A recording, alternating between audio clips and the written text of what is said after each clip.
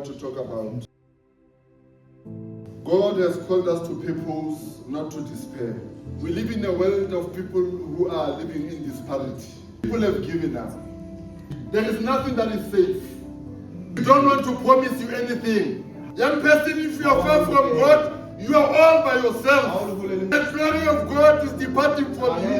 And one of the goals of the enemy is to kill, destroy, to steal. And the opportunity that you are giving me, will you use it appropriately to ensure that you get rid of your life? In all that, God is calling young people.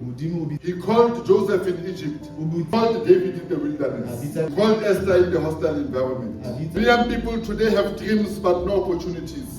Many young people have followers on social media but they have no relationship with God.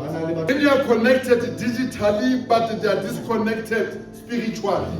Greatest danger facing our young people today is not merely unemployment. It's not merely alcohol abuse or crime. The greatest danger is losing our spiritual identity. The enemy's strategy has always been to convince young people that they can succeed without God. That young people can enjoy life without holiness. But we know that that is a lie from the pit of hell. For your life to progress, you need God in your life as a young person. We believe the beginning of wisdom is the fear of the Lord.